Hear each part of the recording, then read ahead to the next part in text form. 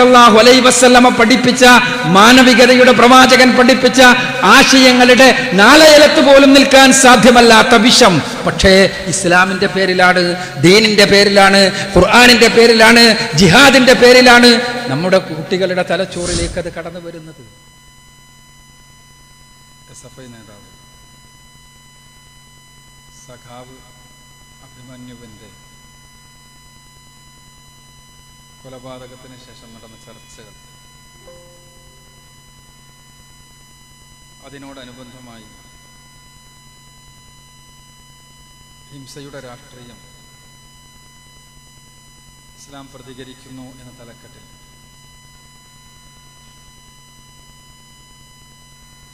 ഈ വിഷയം ചർച്ച ചെയ്യുവാൻ സന്നദ്ധമായ സോളിഡാരിറ്റിയുടെ പ്രവർത്തകരെ അഭിനന്ദിച്ചുകൊണ്ട് ആരംഭിക്കട്ടെ. മഹാരാജാസ് കോളേജിൽ നടന്ന കൊലപാതകം ഒരു കേവല രാഷ്ട്രീയ കൊലപാതകമായി കാണുന്നതോ ഒരു വർഗീയ കൊലപാതകമായി കാണുന്നതോ വിഷയത്തെ വേണ്ട രൂപത്തിൽ പഠിച്ചുകൊണ്ടുള്ള ഒരു വിശകലനമാണ്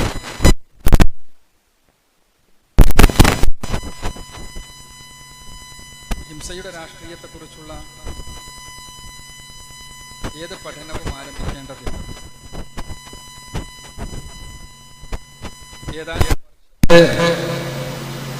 ചരിത്രത്തിൽ നിന്ന് മാത്രമല്ല, പഠനം യഥാർത്ഥത്തിൽ അർത്ഥപൂർണമാകണമെങ്കിൽ 1085 ക്രിസ്താബ്ദം 1085 നടന്ന ക്ലമന്റ് സുനഹദോസിൽ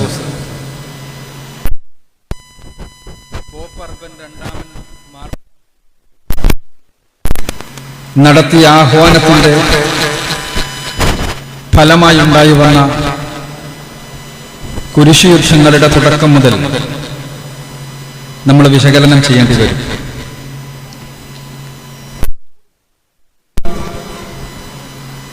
ലോകം മുഴുവനും യൂറോപ്പിന്റെ സംസ്കാരം അടിച്ചേൽപ്പിക്കുക എന്നതിന്, ക്രിസ്തുവിനു വേണ്ടി ലോകത്തെ നേടിയെടുക്കുക എന്ന തലക്കെട്ട് നൽകി പോർച്ചുഗൽ ചക്രവർത്തിയായ മാനുവൽ ഒന്നാമന്റെ നിർദ്ദേശപ്രകാരം ഇന്ത്യയെ നേടിയെടുക്കാൻ വേണ്ടി 1492 ക്രിസ്റ്റഫർ കൊളംബസും 1498 വാസ്കോ ഡി ഗാമയുമെല്ലാം നടത്തിയ കപ്പൽ യാത്രകളിലേക്ക് നമ്മൾ പോകേണ്ടി വരും. ഇത് ഞാൻ പറയുന്നത് ഹിംസയുടെ രാഷ്ട്രീയം ഒരു പുതിയ കാല പ്രതിഭാസമല്ല എന്ന് മനസ്സിലാക്കുന്നതിന് വേണ്ടി മാത്രമാണ്. പുതിയ കാലത്തെക്കുറിച്ച് പറഞ്ഞു തുടങ്ങുമ്പോൾ ഇവിടെ ടി ശ്രീകുമാർ സാർ ഒന്ന് പറഞ്ഞു പോയി, എന്തുകൊണ്ട് ഇന്നത്തെ ഇസ്ലാം ഭീകരത എന്ന ഒരു പ്രത്യയം രാഷ്ട്രീയ ഡിക്ഷണറിയിൽ ഉണ്ടായി വന്നു. അത് മാത്രമെടുക്കുമ്പോൾ പോലും ലോകത്തെ ദ്വിധ്രുവ ലോകത്തെ, 2 ധ്രുവങ്ങളുണ്ടായിരുന്ന ലോകത്തെ 1950 മുതൽ 1980കളുടെ അവസാനം വരെ നടന്ന ശീത സമരങ്ങളെക്കുറിച്ച് നമ്മൾ അപഗ്രഥിക്കേണ്ടി വരും. 1980കളുടെ അവസാനമായപ്പോഴേക്ക് സർവ്വരാജ്യ തൊഴിലാളികളെ സംഘടിക്കുവിൻ, നഷ്ടപ്പെടുവാനോ നിങ്ങൾക്കൊന്നുമില്ല, നേടുവാനുള്ളതോ നല്ലൊരു ലോകമെന്ന് പറഞ്ഞ ആവേശം കൊള്ളിച്ചുകൊണ്ട് ലോകത്തെ യുവാക്കളുടെ ആവേശമായി മാറിയ, യുവാക്കളെ ജാഗരം കൊള്ളിച്ച കമ്മ്യൂണിസം അതിൻ്റെ എല്ലാ പ്രതീക്ഷകളും നഷ്ടപ്പെടുത്തിക്കൊണ്ട് കിഴക്കൻ യൂറോപ്യൻ രാജ്യങ്ങൾ അവയെ വലിച്ചെറിയുകയും 1980കളുടെ അവസാനത്തിൽ നിന്ന് തുടങ്ങി 1991 ഡിസംബർ മാസം 26-ാം തീയതി ഔദ്യോഗികമായ പ്രഖ്യാപനത്തിലൂടെ USSR എന്ന രാഷ്ട്രം പൂർണ്ണമായി ഇല്ലാതാവുകയും ചെയ്ത രാഷ്ട്രീയ പശ്ചാത്തലത്തെ നമ്മൾ മനസ്സിലാക്കേണ്ടി വരും. ഈ രാഷ്ട്രീയ പശ്ചാത്തലം, ആ രാഷ്ട്രീയ പശ്ചാത്തലത്തിന്റെ മുൻപുള്ള ശീതസമരത്തെയും ഞാൻ ആദ്യം പറഞ്ഞ കുരിശ് യുദ്ധങ്ങളെയും അതേപോലെ തന്നെ ലോകത്തെ കോളനിവൽക്കരണത്തിന് വേണ്ടിയുള്ള ശ്രമങ്ങളെയും എല്ലാം കൂട്ടി വെച്ചാൽ ഇവിടെ നിന്ന് യൂറോപ്പിന്റെ പുതിയ ഒരു ശൈലിയും രൂപവും നമുക്ക് കാണാൻ കഴിയും. ആ ശൈലിയും രൂപവും മനസ്സിലാക്കാതെ എങ്ങനെയാണ് ഹിംസയുടെ രാഷ്ട്രീയം പുതിയ കാലഘട്ടത്തിൽ ഉണ്ടാകുന്നത് എന്നോ ഇസ്ലാമോഫോബിയ എന്ന് പേരിട്ട് വിളിക്കുന്ന പ്രതിഭാസം എന്തുകൊണ്ടുണ്ടായി വരുന്നു എന്നോ അവിടെ നമ്മളെല്ലാം അടക്കം എങ്ങനെ ഇരകളും പ്രതികളുമായി തീരുന്നു എന്നോ നമുക്ക് മനസ്സിലാക്കാൻ കഴിയില്ല. കമ്മ്യൂണിസ്റ്റ് രാഷ്ട്രങ്ങളുടെ തകർച്ചയുടെ പശ്ചാത്തലത്തിലാണ് 1989 ഇന്റർനാഷണൽ പൊളിറ്റിക്സ് മാഗസിനിൽ അമേരിക്കയുടെ സാമൂഹ്യ നിരീക്ഷകനും രാഷ്ട്രീയ ശാസ്ത്രജ്ഞനുമായ ഫുക്കുയോവ ഒരു ലേഖനം എഴുതുന്നത്. അത് പിന്നീട് 1991 പുസ്തകമായി, 1992 അത് പുസ്തകമായി. ആ ലേഖനത്തിന് തലക്കെട്ട് the end of history and the last man എന്നായിരുന്നു, ചരിത്രത്തിന്റെ അന്ത്യം.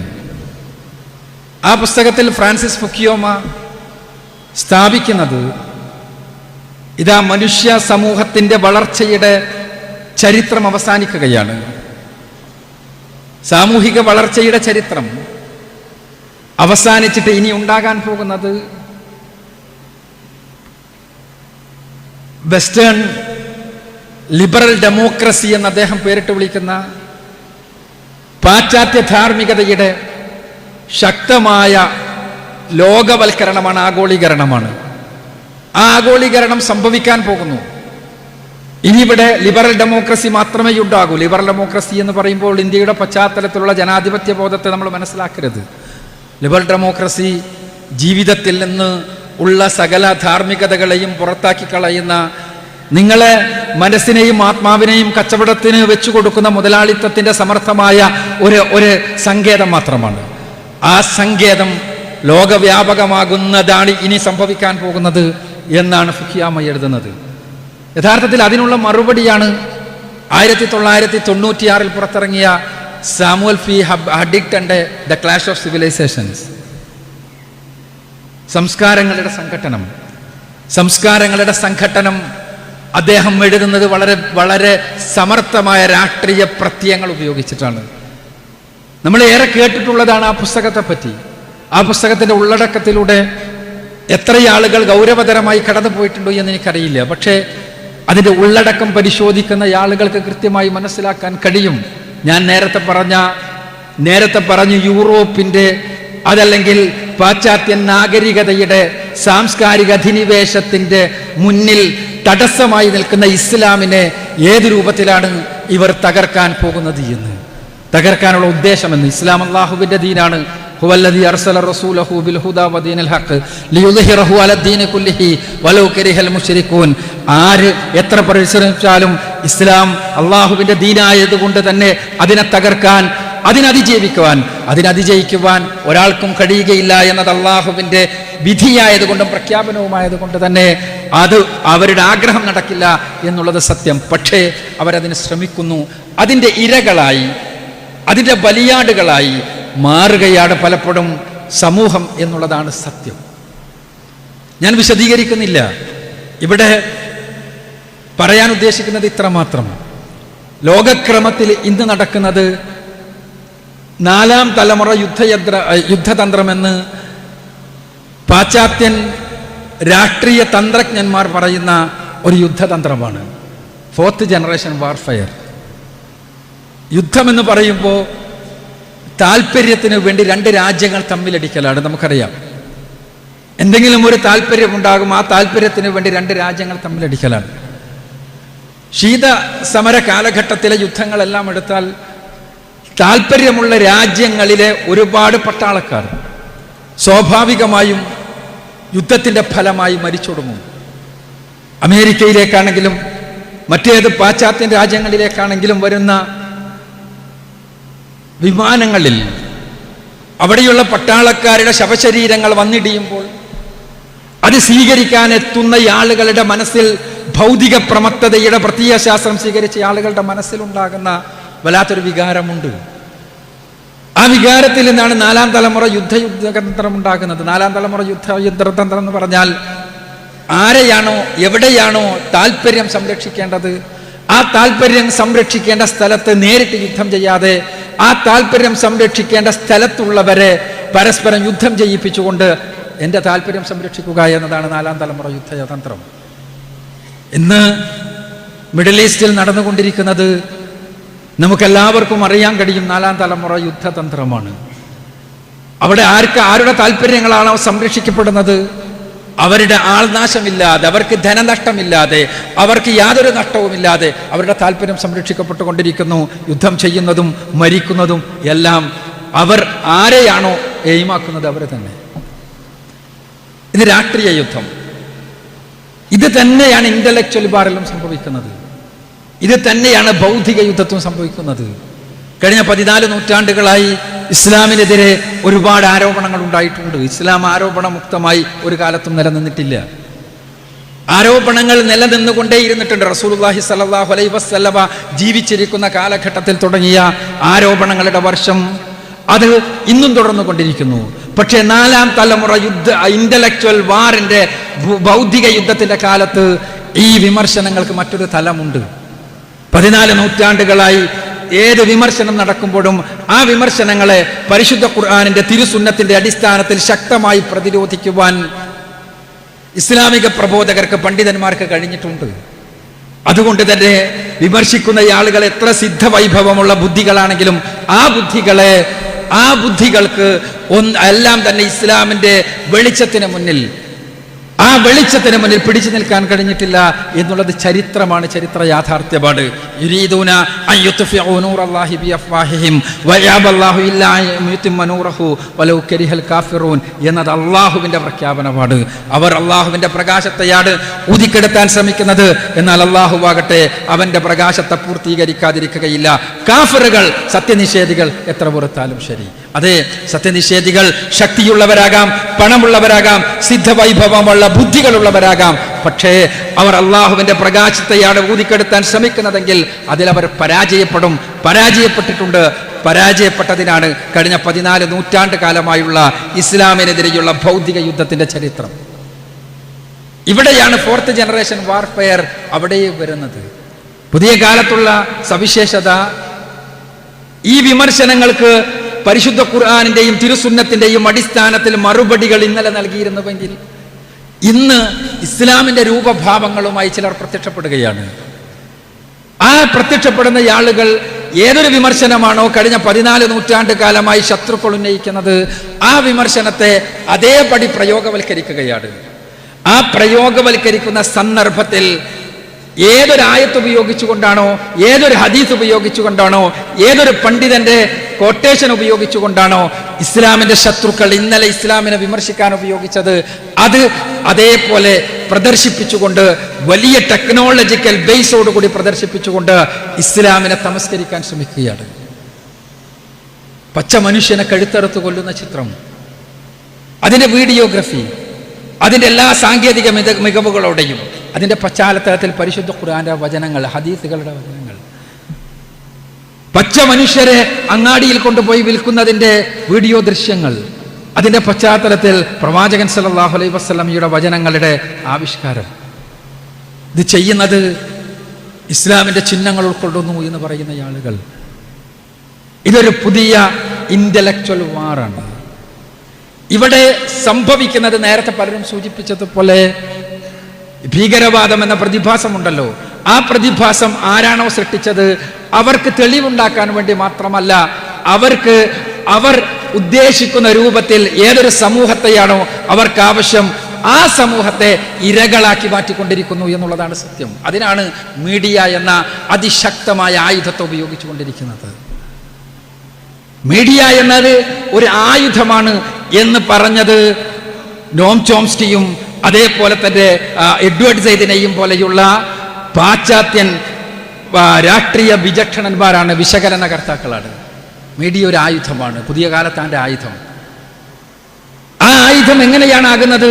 ഏതൊരു ശത്രുവിനെതിരാണോ ഒരു ആയുധം പ്രയോഗിക്കുന്നത് അത് ആ ശത്രുവിനെ നശിപ്പിക്കാനാണ് ആയുധങ്ങൾ പ്രയോഗിക്കപ്പെടാറുള്ളത്. പക്ഷേ മീഡിയ എന്ന ആയുധം പ്രയോഗിക്കുന്നത് ശത്രുവിനെ അവന്റെ ശത്രുവാക്കി തീർക്കുവാൻ വേണ്ടിയാണ്.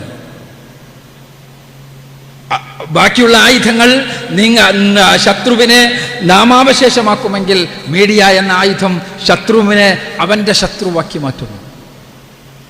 ഇവിടെ മുസ്ലിങ്ങളെ ഭീകരന്മാരാക്കി തീർക്കുന്നുവെങ്കിൽ അതിൻ്റെ പിന്നിൽ കൃത്യമായ ലക്ഷ്യമുണ്ട് എന്ന് കൃത്യമായി മനസ്സിലാക്കാനും അവർ അങ്ങനെയായിത്തീരുന്ന മീഡിയകളുടെ ഇരകളാണ് എന്ന് തിരിച്ചറിയാനും കഴിയുന്നിടത്ത് നിന്ന് തുടങ്ങണം നമ്മുടെ ഹിംസയുടെ രാഷ്ട്രീയത്തിനെതിരെയുള്ള ശക്തമായ ചെറുത്തുനിൽപ്പ്. ഇത് നമ്മൾ ആഘോഷിക്കുകയല്ല, മറിച്ച് ആത്മാർത്ഥമായി പരിചിന്തനം നടത്തേണ്ട പ്രധാനപ്പെട്ട ഒരു പ്രശ്നമാണ്. ലോകത്തിൻ്റെ മുഴുവനും ഉള്ള സംഭവങ്ങൾ തീർച്ചയായും അത് ആ സംഭവങ്ങളെ ഒരു സാധാരണ മനുഷ്യന്റെ മുന്നിൽ വെക്കുമ്പോൾ നേരത്തെ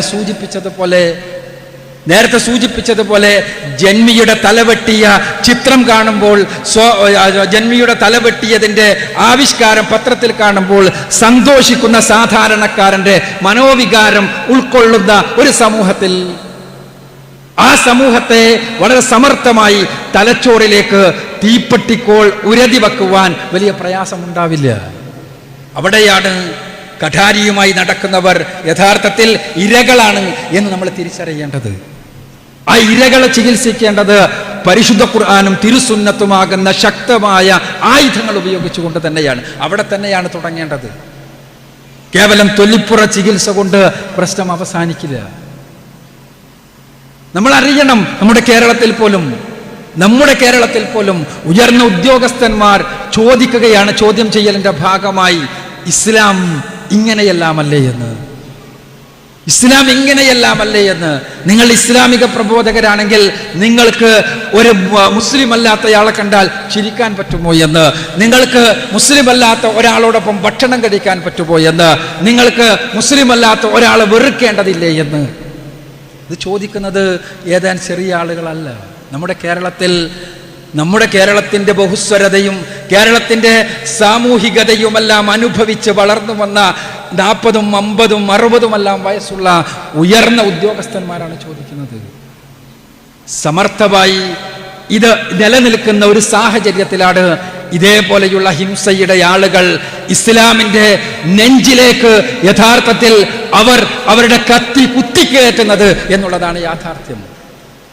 അവരുടെ കത്തി കുത്തിക്കയറ്റിയത് ഏതെങ്കിലും ഒരു വിദ്യാർത്ഥിയുടെ നെഞ്ചിലേക്കല്ല. ഈ സാഹചര്യം വെച്ചുകൊണ്ടാണ് ഞാൻ പറയുന്നത്. അതുകൊണ്ടാണ് ഞാൻ ആദ്യം പറഞ്ഞത് ഇത് കേവലം ഒരു രാഷ്ട്രീയ കൊലപാതകം മാത്രമായി നമ്മൾ കാണുന്നത് വിഷയത്തെ വളരെ ലാഘവമായി കാണലായി പോകുമെന്ന്. ഇവിടെ നമ്മൾ ചർച്ച ചെയ്യേണ്ടത് സോളിഡാരിറ്റിയെ പോലെയുള്ള സംഘടനകൾ ഇക്കാര്യത്തിൽ ചർച്ച ചെയ്യേണ്ടത്, മുസ്ലിം യുവജന പ്രസ്ഥാനങ്ങൾ ചർച്ച ചെയ്യേണ്ടത് ഈ വിഷയത്തെ അഥവാ നമ്മുടെ പുതിയ തലമുറയെ ഇരകളാക്കി തീർക്കുന്ന ഇരകളാവുകയാണവർ. അത് ഞാൻ വീണ്ടും അടിവരയിടുകയാണ്. ഇരകളാവുകയാണവർ. എന്താണോ നേടിയെടുക്കേണ്ടത് ആ നേടിയെടുക്കുന്നതിന് വേണ്ടിയുള്ള ഇരകൾ. അന്താരാഷ്ട്ര രംഗത്തുള്ള രാഷ്ട്രീയത്തെക്കുറിച്ച് പറയേണ്ടതില്ലല്ലോ. എങ്ങനെയാണ് ഡൊണാൾഡ് ട്രംപ് എന്ന് പറയുന്ന മനുഷ്യൻ, ഒരു ശരാശരി നിലവാരം പോലുമില്ലാത്തൊരു മനുഷ്യൻ, അമേരിക്കയെ പോലെയുള്ള ഒരു സാമൂഹ്യ ബോധമുള്ള രാഷ്ട്രബോധമുള്ള ഒരു നാട്ടിൽ അവിടുത്തെ പ്രസിഡന്റായി ഉയർന്നു വന്നത് എന്ന ചോദ്യത്തിന് ഒരൊറ്റ ഉത്തരമേയുള്ളൂ. അദ്ദേഹം ഉപയോഗിച്ചത് ഇസ്ലാം ഭീതി എന്ന അതിസമർത്ഥമായ ആയുധമാണ് എന്ന ഉത്തരം.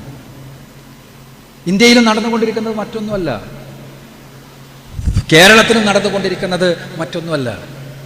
ഇവിടെ തന്നെയാണ് ഹിംസയുടെ രാഷ്ട്രീയത്തെക്കുറിച്ച് നമ്മൾ ചർച്ച ചെയ്യുമ്പോൾ ആ രാഷ്ട്രീയത്തിന്റെ പ്രതിവിധി കാണേണ്ട ഉത്തരവാദിത്തം നമുക്കുണ്ട്. ഉള്ളത് നമുക്ക് തന്നെയാണ്, അഥവാ മുസ്ലിം സംഘടനകൾക്ക് തന്നെയാണ്, യുവജന പ്രസ്ഥാനങ്ങൾക്ക് തന്നെയാണ് എന്ന് പറയുന്നത്.